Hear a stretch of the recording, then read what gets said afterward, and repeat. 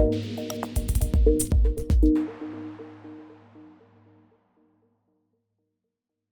right. I guess I could say I'm excited to be here with my Commonwealth brother, considering I'm from Canada and you're from the UK. Welcome, Roy. Thank you. It's great to be with you. No, I really appreciate you being our guest on our Leaders Who Care series, and I think our audience will figure out why. We do recognize you as a leader who cares, and a great way to start, as always, would be if you can briefly introduce yourself, family, where you're from, whatnot. We'll get into the business in a little bit, but share everybody a little bit about who you are. Sure. Well, I'm in England at the moment, in sunny, relatively sunny English countryside.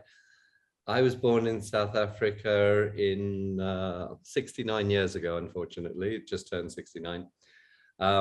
But we emigrated in 1960 from South Africa because my parents couldn't stand the politics there, and they didn't want to bring 4 kids up in a country full of the kind of apartheid and what was going on. And we emigrated to an island called Jersey in the Channel Islands. A lot of Americans know New Jersey, but this was the original Jersey where the Jersey cows come from. And we did that because my mother heard that it was a tropical island with palm trees off the coast of England. And yeah, there are 4 palm trees there, but they're all dead, and they were dead then, they're dead now.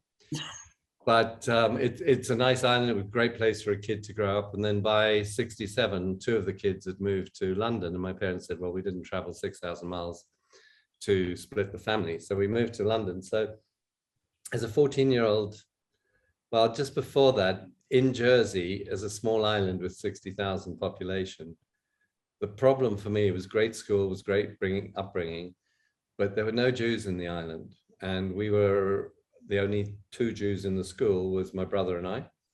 And the anti-Semitism was unbelievable. And so we'd gone from the apartheid to being the aggressors as such, to being the subjects of anti-Semitism. And I used to get beaten up at school literally every term by there's some kids there which were pretty mean. But we left in 1967 and came to England. And that was a great time to be in London. We were literally in the middle of London, Carnaby Street, floral trousers, pink chiffon scarf, and great times. On the bus, I would go past Abbey Road every day. I would come down Baker Street where the Beatles offices were, the Apple offices. I went to Led Zeppelin concerts, free Rolling Stone concerts in my back garden, which was the park, Hyde Park. Wow. So it was a hell of a time to grow up as a 14-year-old in England. But academically, I was always pretty challenged, and it transpired later that it was probably dyslexia. I don't think I was ever diagnosed, but I think it was. And the reality of it was I got kept down at school for a year in Jersey. I used to get beaten every year, every term at school, but not just by the anti-Semites, but by the teachers, because if you did anything wrong, you got 6 of the best. And so the upbringing there was kind of strange. Yeah. But being a 19-year-old now leaving school, i.e. because I was kept down, having failed everything except for economics, which I got a grade E on, which is just a pass. But I spoke fluent French, and I failed that because with dyslexia, I couldn't pass the grammar. The dictation, I got 0 out of 20. So that was, from an academic point of view, there was nowhere to go. All my friends were going to university. I couldn't even get into university, no one choose one. And at the age of 19, that started today you call it a portfolio career, but I had 29 jobs in the next 6 years. So literally, I did everything from a barman to driving a van to door-to-door insurance, and to running. I was a manager in a restaurant chain in London at the age of 19 called GAD, Great American Disaster. It was the precursor to Hard Rock. The guy left there to form Hard Rock, which was just down the road, the first one in Park Lane, the Hard Rock Cafe. Peter Morton, I think his name was. Yeah. So GAD, they had 3 in London. I eventually got fired from that, within 6 months, basically because I fired the chef for smoking in the kitchen, but he wasn't smoking. He was smoking a joint in the kitchen. And they fired me because I think he was running their drug ring. So colorful youth. But for me, that was my university. That's what I called the UOL, University of Life. And during that journey, I made huge contacts. I learned a lot. I was in different industries, mainly around the food and catering industry.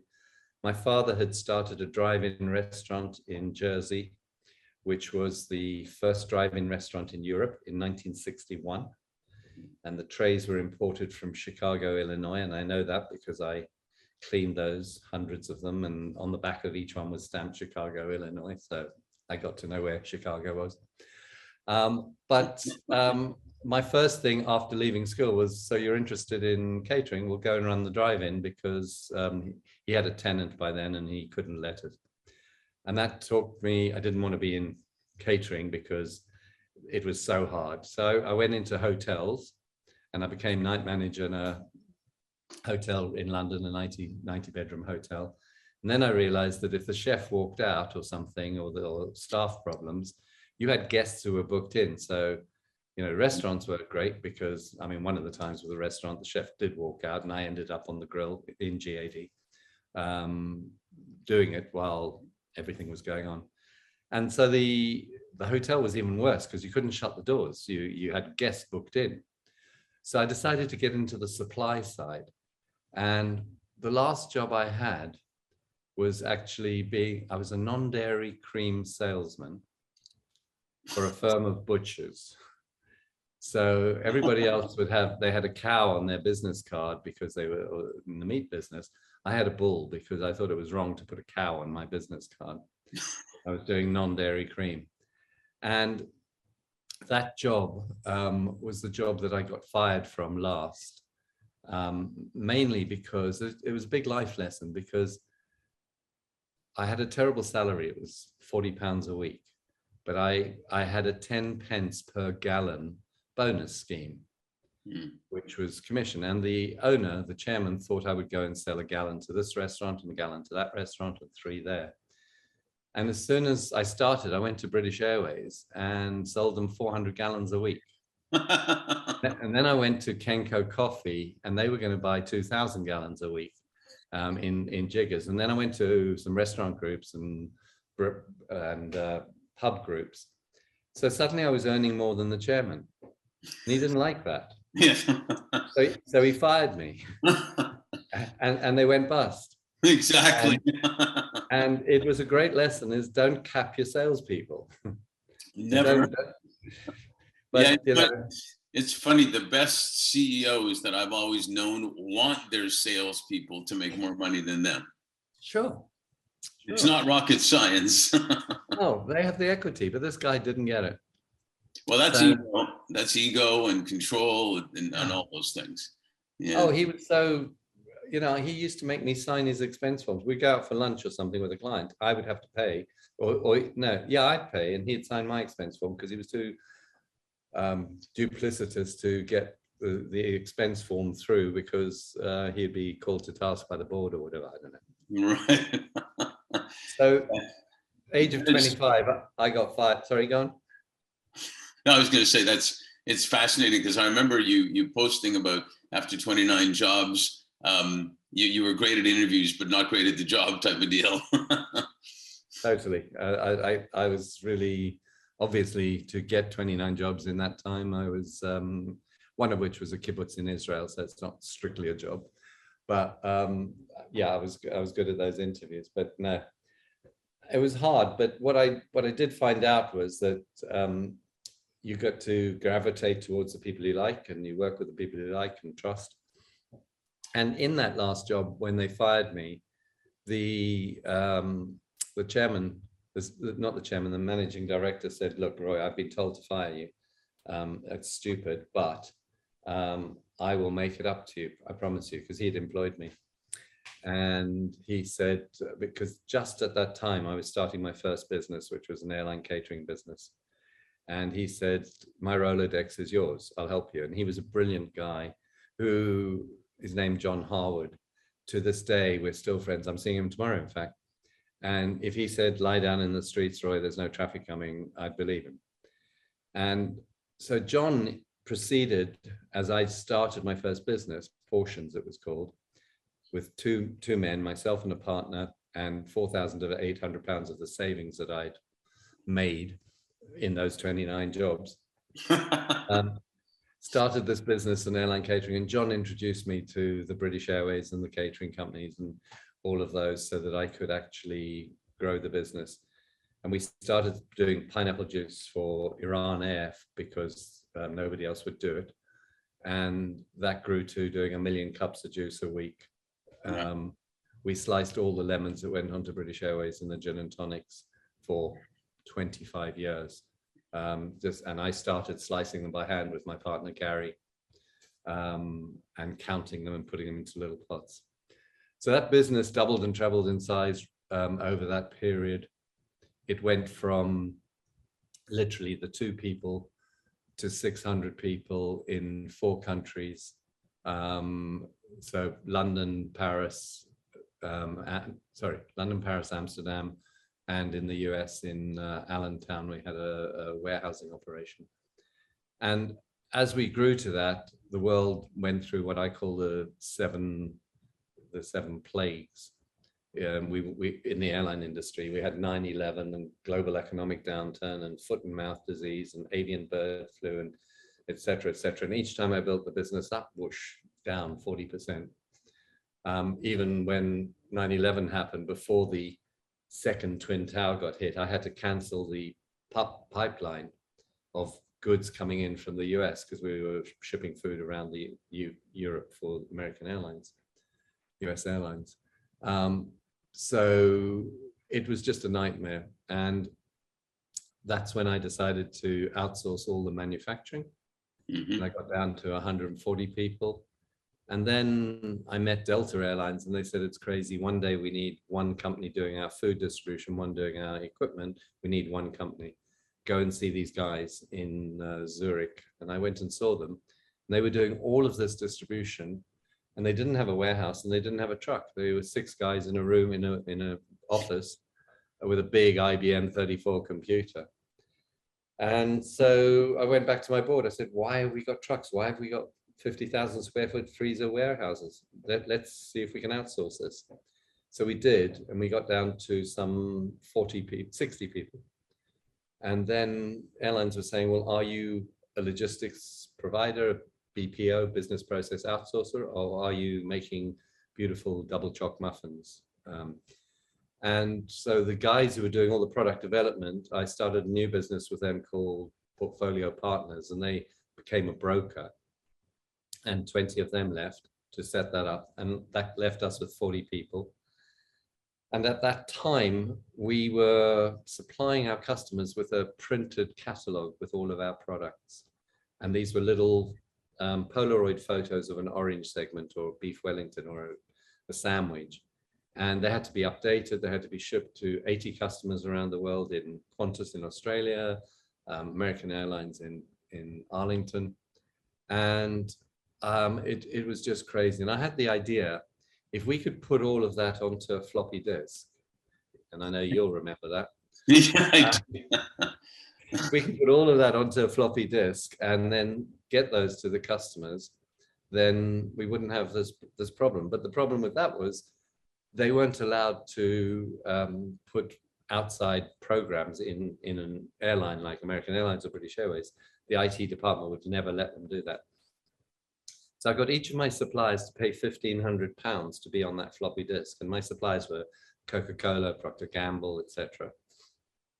And then they were on the disk with their products. And with that money, I bought 80 Acer computers, these big green square blocks. And I shipped them to Australia, to America, to everywhere in the world. And that was phone-to-phone protocol. You know, yeah. You dial up, and they'd put their floppy disk in, and they would be able to look at, they'd have the latest ones, but they'd also be able to order from us and place their daily orders. So instead of sending us faxes, now we had electronic ordering, and the product ended up being called ECOPS, electronic catalog order processing system. And it was just as internet was coming in, but nobody would let it in their building. We had the first catalog. The great thing about this catalog was if you didn't pay me, you weren't on it. That's a brilliant precursor to the internet. And I remember clients actually telling me when the internet came out, well, I don't know what this website and internet thing is all about. We're doing fine. We don't need something like that. And without even, being open enough to see what could happen. And it seems to me that like the way you call it, the university, experience, not being in university, what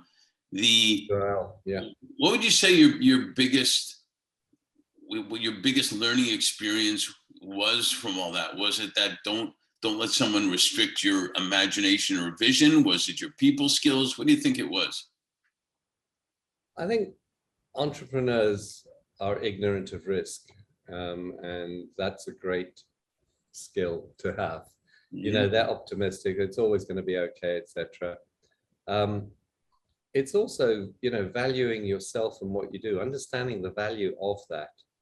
And today I talk about the value of legacy in what I do now, but understanding the value of that. And every time I've sold a business, and I've sold 7 or 8, it wasn't based on an accountant's valuation of the business. It was based on what I thought the person who was going to buy it needed it for. And I once sold a business that didn't exist, and it wasn't a crooked thing. It was 3 businesses in different countries making fruit salad.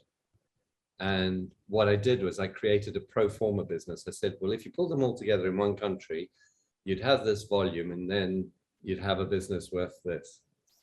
And it's fresh fruit salad. You couldn't physically do that because you had to make it fresh every day. But the people who bought it, we had £60,000 worth of assets, which were stainless steel tables and knives and stuff.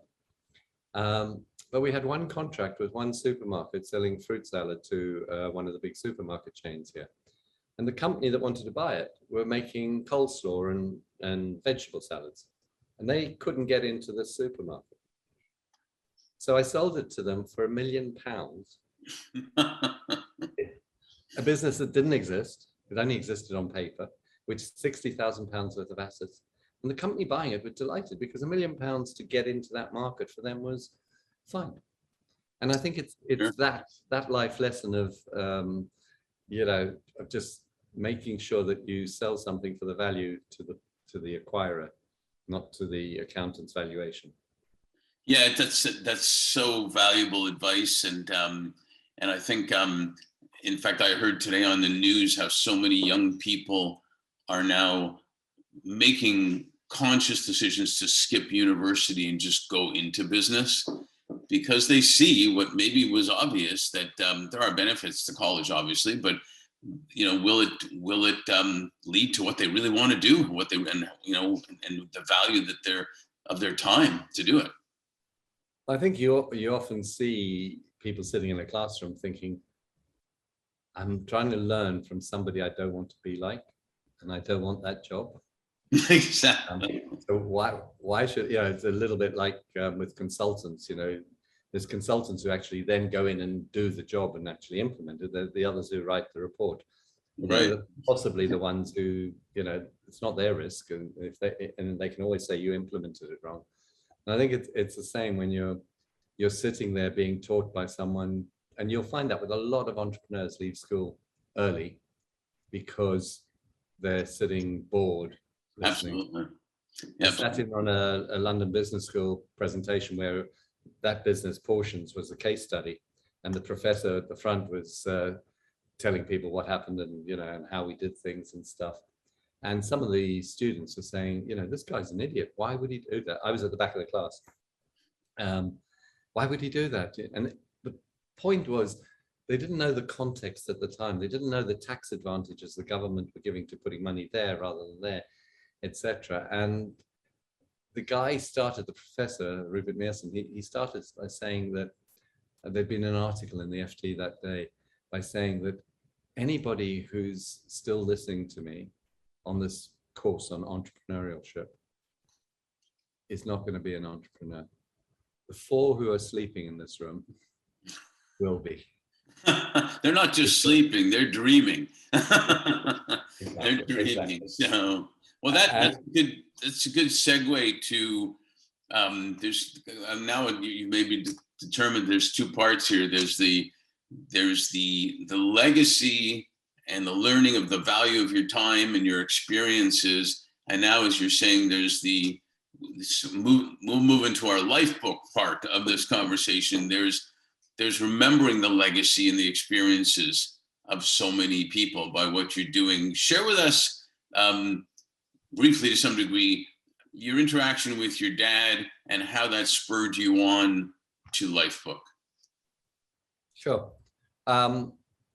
Just with the situation with my father was that he was blind and towards the end of his life and pretty depressed. And my mother was in the same care home. He had a little apartment there. She was in nursing care and she was dying. Both of them smoked 60 cigarettes a day as I grew up. So my breathing is a little bit compromised. And they were in their mid 80s and drank a little bit, brandy and soda every day, but they went well. And my dad was just depressed about it. And I tried to find a project, something that he would cheer him up, that he would look at. And the turning point for me was really when I took him out for lunch. He complained throughout the lunch about the money I was spending, and the price of the wine was 24 quid. You kids don't know the value of anything anymore. And 3 times he started stories, and 3 times I said, Dad, I've heard that before. And I just shut him down. And I left and I turned to say goodbye when I took him back to his room, and I said, don't worry. And I stopped myself because I was going to say, don't worry, it'll be better next week. And I knew it wouldn't. I knew it'd be worse. Mm-hmm. So I got Kathy, who was my PA, to go and visit him each week. I drove back to my office, and on the way around, I thought, I've got to come up with this project. And I got Kathy to actually go and visit him on the pretext of wanting the story, but I didn't.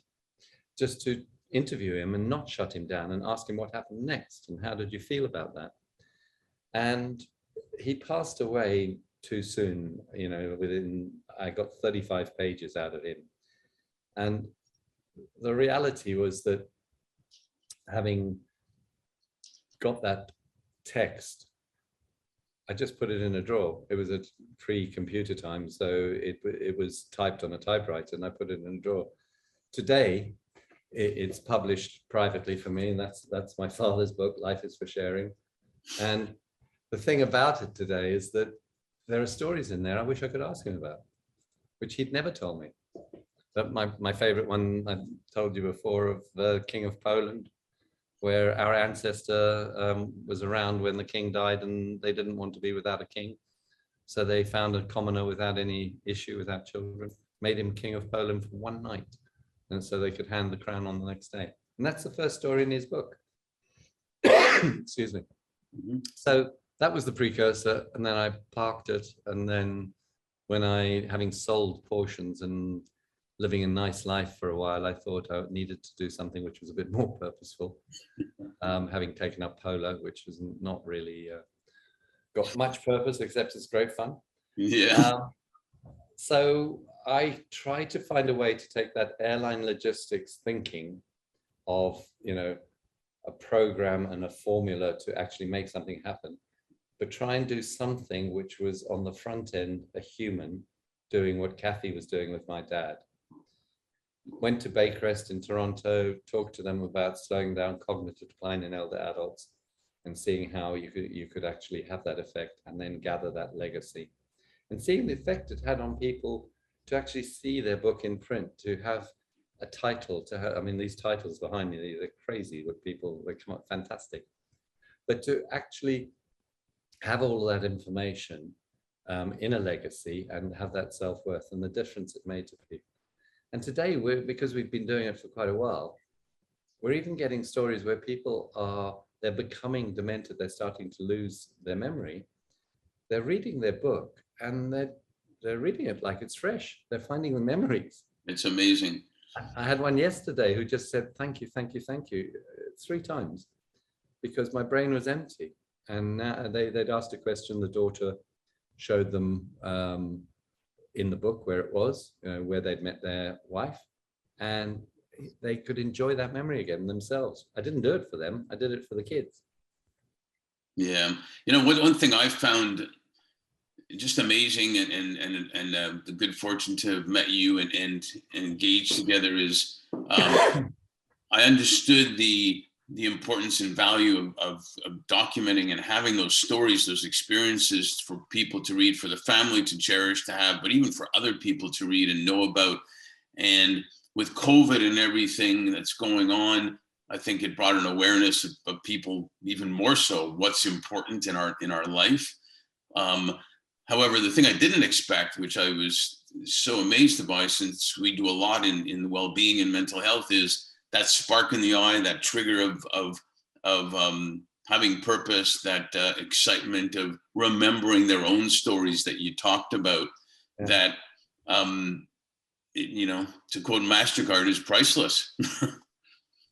I was worried. I did a number of radio interviews with a woman we employ as a psychiatric gerontologist, and she's a neuroscientist. And I was worried about, so we have this project, it lasts 3, 4, 5 months. Somebody comes and visits you every week, interviews your mother, father, you in your home, and you're looking forward to it. Some of our clients get their hair done before their interviewer comes, etc.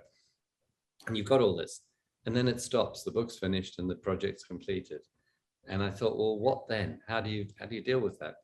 And what Linda said on these radio shows, she said, Roy, typically people, when they're aging, they're going downhill in whatever way.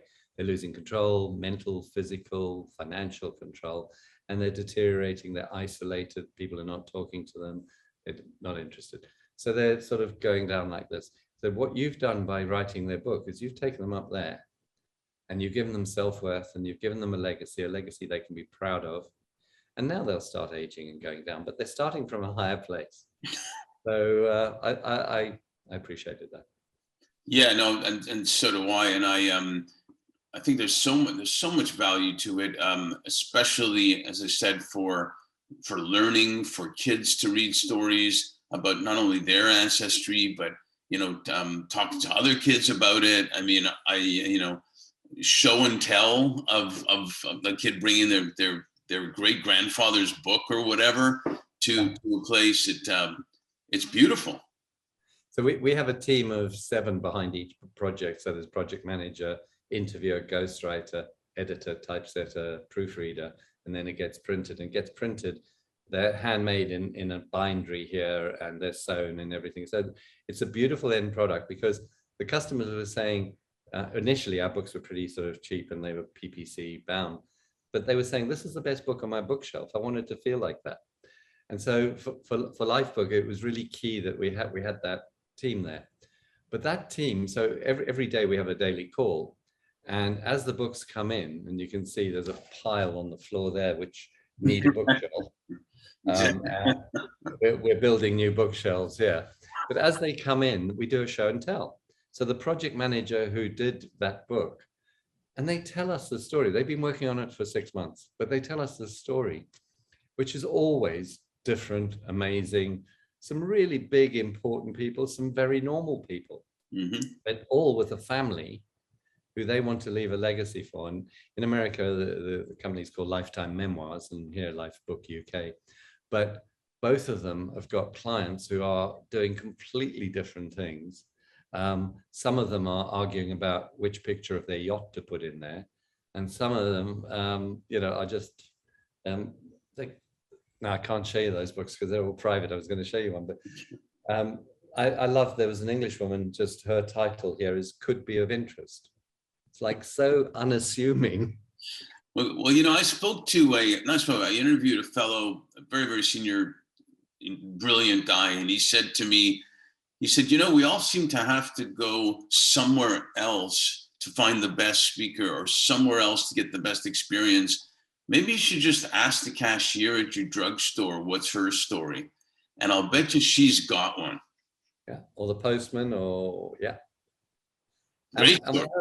No, that's a brilliant thing to say.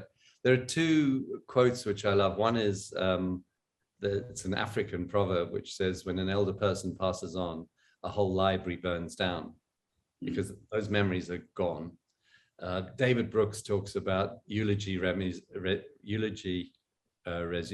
resume virtues and eulogy virtues, and the different ones. And the resume ones are the things, as you know only too well, you can Google, you'll be able to find forever.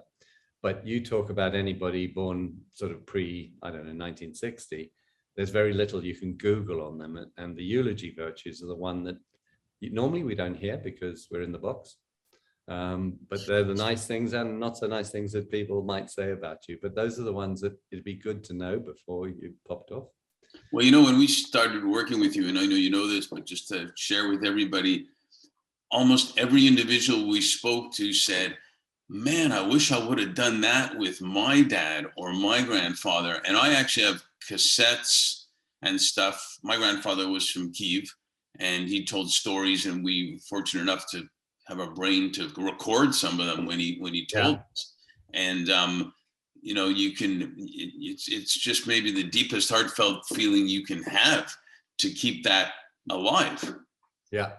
And the fascinating thing is, you said that you've got cassettes, and by the way, we do need to type those out and get those into a book, but you've got cassettes. That medium changes all the time. One of our printers is on his website. If you want to read the Magna Carta from 1066, you can go, 1086, you can turn the pages with white gloves and you can read it. If you want to read a floppy disk from 1996, you can't. It's a great point. and a printed book, you know, that folds flat, that's sewn, that'll last 400 years, is forever. Plus, there is something, obviously there's pros and cons of video in this stuff, but there's something about holding that book in your hand that there's an energy, there's something there. And you see a 12-year-old kid, we've got a photo of one in America, he was given it by his grandmother, and he's got Nike shorts, he's got an Adidas hoodie up like this, no shoes on, he's sitting on a sofa leafing through this book and going, wow, that's amazing, that's amazing. Now, if it was on a Kindle or whatever, his attention span would have been limited. And one of the key messages of that is that you can't ensure your memory. We're all going to lose that at some stage in some way, but you can ensure your memories if you write them down.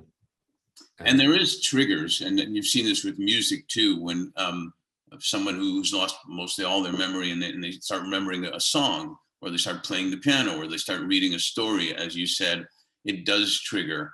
And that, even if it's for moments, and it's generally for longer, it's a way to bring back joy. Yeah. I mean, the last thing we do in our project is we actually get the client to read out from their book their favorite stories, or just tell them, because you get the laughter and emotion there.